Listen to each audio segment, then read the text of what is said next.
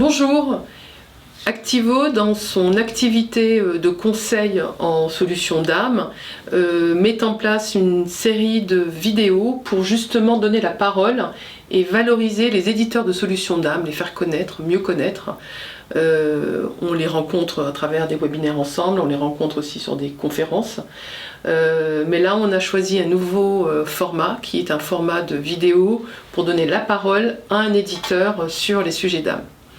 Aujourd'hui, on est ravis de recevoir Pierre pour OpenText. Merci d'être là, merci de participer à cette vidéo. Merci Malika, c'est un plaisir. Avec plaisir, on a déjà passé des petits moments de vidéo, d'interview ensemble, et c'est toujours un plaisir. Alors justement, Pierre, on va parler d'OpenText. Oui. OpenText est également est connu aujourd'hui comme dans le milieu de la GED, sur des solutions globales entreprises GED. On a pu justement avoir aussi l'occasion cette année de participer à votre événement et de suivre un peu tout ce que vous faites en termes d'évolution et d'outils et de projets clients. Est-ce qu'aujourd'hui, justement, sortant de ce milieu de solutions GED côté d'âme, est-ce qu'on peut en savoir un peu plus sur ce que fait Pierre et ce que fait OpenText aujourd'hui? Oui, tout à fait. Alors, moi, je suis Pierre Phalippou, je suis consultant au département Digital Experience chez OpenText.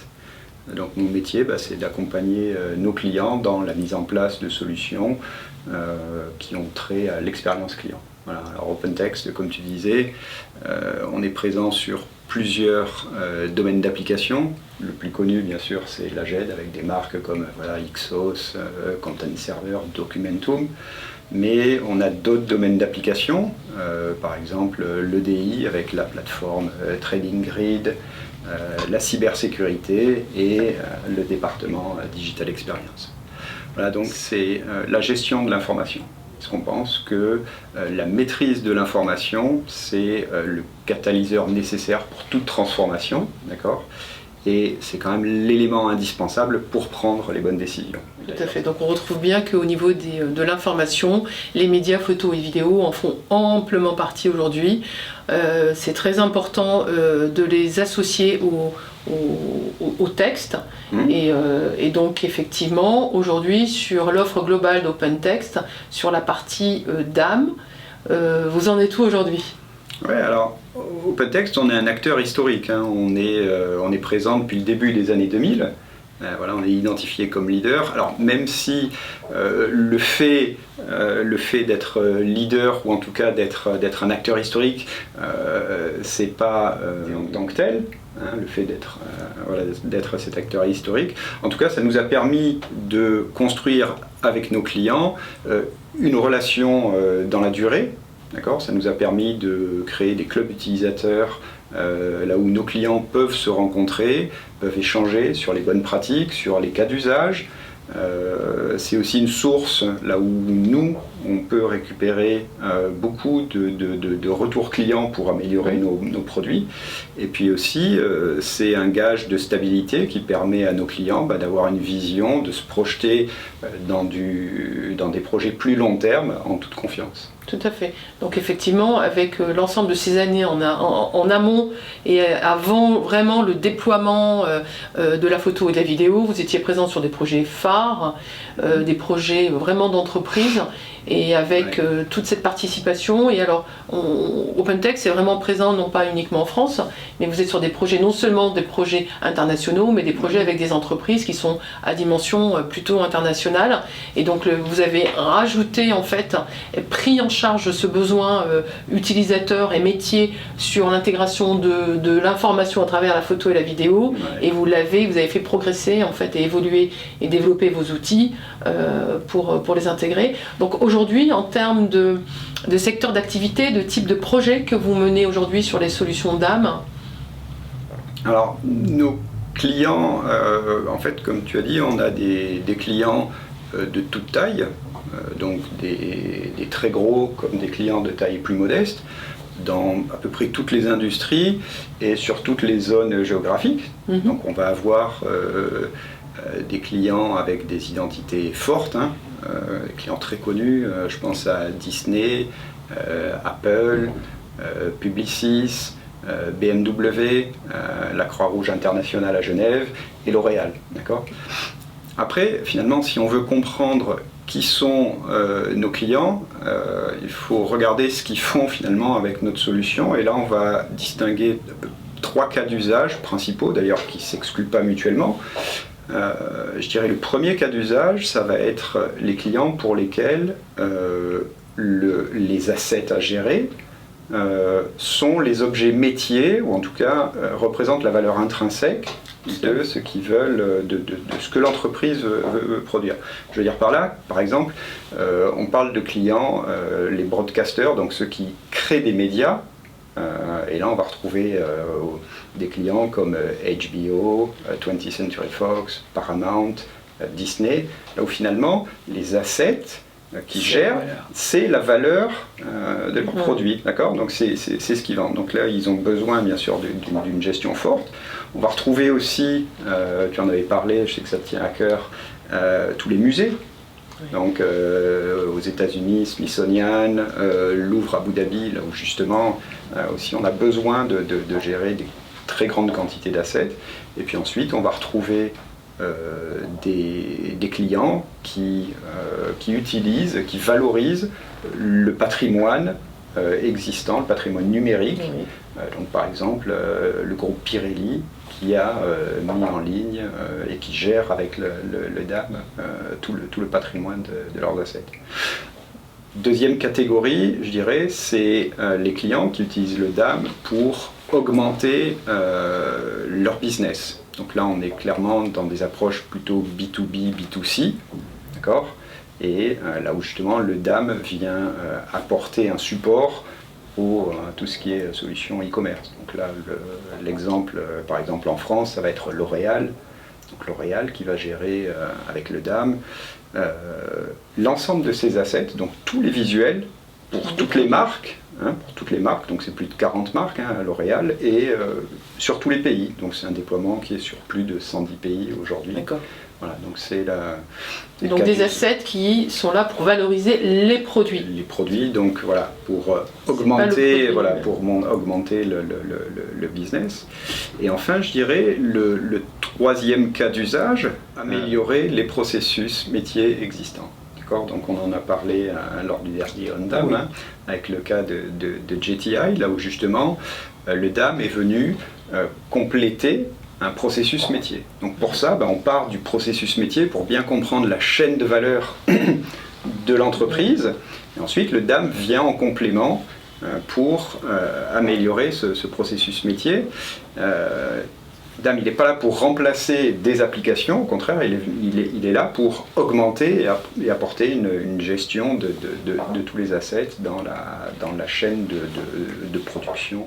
Donc voilà à peu près les 3 catégories, on va dire, de clients qui utilisent nos effectivement, on avait sur la dernière conférence en DAM, on avait fait un sujet sur justement cette augmentation et côté processus métier, c'est quelque chose qui est effectivement très importante et qu'on a revu aussi sur votre événement. Digital Experience Day. Exactement. Tout à fait. Au niveau fonctionnalité, au niveau comment est-ce que vous vous situez, qu'est-ce qui peut différencier en fait, ou vous différencier aujourd'hui par rapport aux solutions existantes qu'on peut retrouver, ou tout simplement peut-être est-ce qu'il y a des points particuliers que tu aimerais mettre en exergue concernant le DAM OpenText? Donc, je dirais en premier lieu, ce qui nous différencie, ce qui différencie la solution OpenText, je dirais, c'est cette capacité à s'intégrer dans les processus métiers. D'accord ? Donc ça, on est capable de le faire parce qu'on dispose d'outils dans la solution d'intégration de workflow. Donc on est capable de s'intégrer dans des workflows, de gérer aussi ses propres workflows, avec ou sans intelligence artificielle d'ailleurs, c'est un point important. Il y a aussi une partie intégration native avec SAP.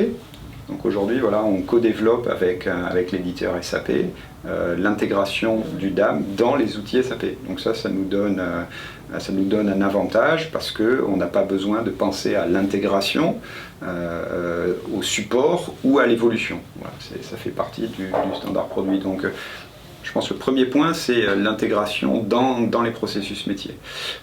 Le deuxième point, je dirais, c'est la capacité à monter en charge. Alors, monter en charge sous plusieurs aspects. Ça va être la capacité à gérer du multimarque, du multi-pays. Donc aujourd'hui, on sait que les projets, même sur les grands groupes, démarrent généralement sur des phases pilotes plutôt départementales ou locales, et puis ensuite on monte en charge, voilà, avec toutes les contraintes techniques, organisationnelles aussi, que ça comporte. Donc monter en charge sur multimarque, multi-pays, monter en charge en termes de volume. Tout à l'heure, on parlait des broadcasters, voilà, c'est plusieurs dizaines de pétabytes de données. Les musées, c'est des millions et des millions d'assets à gérer. Donc c'est cette capacité à monter en charge aussi avec la même solution, la même instance. Et c'est la capacité à gérer différents cas d'usage. Voilà, donc on va retrouver, par exemple, on a parlé du e-commerce ou l'amélioration de processus métier. Finalement, dans chacun des deux cas, le DAM est en support de ces applications, mais aussi il faut pouvoir le gérer avec la même instance sans avoir à multiplier les silos DAM dans l'entreprise, puisque quand même le DAM, ça a vocation à centraliser. Donc on a cette capacité avec notre solution à gérer de manière, avec une seule solution, l'ensemble de ces cas d'usage. Très bien. Si les personnes qui nous écoutent et nous regardent ont envie d'aller un peu plus loin par rapport à la solution OpenText, voilà, au niveau agenda et planning sur cette rentrée et ce dernier trimestre 2023, on vous retrouve où? On peut en savoir un peu plus, on peut échanger quel est votre programme, et peut-être qu'il y a peut-être aussi une information que tu aimerais en termes d'évolution. Les questions qui se posent aujourd'hui, c'est effectivement l'impact par rapport à l'IA dans les outils, par rapport au sujet du DAM durable, qui sont vraiment deux sujets phares qu'on retrouve aujourd'hui, les deux, hein, donc on parle beaucoup d'évolution avec l'IA, et on parle planète et développement durable. Voilà, vous vous situez comment par rapport à ça, et puis voilà, sur votre planning de fin 2023, on va où? Alors, très bientôt, donc au mois d'octobre, on aura l'événement OpenText World. Donc là, c'est l'événement annuel de OpenText. Là, on est loin. Voilà, 11-12 octobre. Il y aura des grosses annonces qui seront faites. Certaines sur le DAM aussi. Donc je suis impatient que tout ça soit dévoilé. On se retrouvera avec grand plaisir sur OnDAM, hein, bien sûr. On sera présent. Un peu plus loin, en février, on aura la journée Digital Experience OpenText en France, donc à Paris. Donc là aussi, c'est un événement très instructif pour nous. Ouais, donc voilà, dédié à l'expérience client, donc, dans tous les domaines, toutes les composantes et tout ce que OpenText peut adresser sur ces sujets. Et pour finir, voilà, il y a une initiative aussi qui me tient à cœur, qui a été lancée en 2022 par OpenText, donc on peut retrouver sur notre site web. C'est Be a Climate Innovator. Alors désolé, c'est en anglais, mais en tout cas c'est une initiative qui vise à sensibiliser nos clients sur les manières dont ils peuvent utiliser l'information pour avoir un impact positif sur l'environnement. D'accord ? Donc améliorer de manière positive l'impact environnemental de par la taille des fichiers qui sont manipulés, leur nombre, leur utilisation. Il y a énormément de choses à améliorer et qui pourraient avoir un impact positif sur l'environnement. Je pense qu'on va se retrouver sur ce sujet-là, puisqu'en fait, au niveau d'Activo, c'est également un sujet qu'on a bien développé cette année, qui a été à l'initiative. Déjà sur le dernier OnDAM, on a lancé cet événement sur le DAM durable on a lancé des actions et des événements autour d'Activo Green.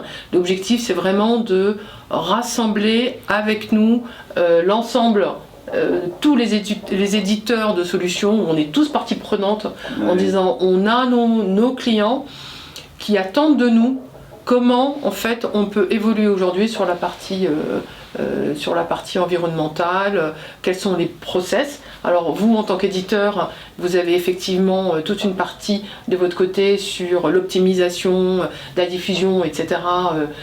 Et du stockage par rapport aux assets.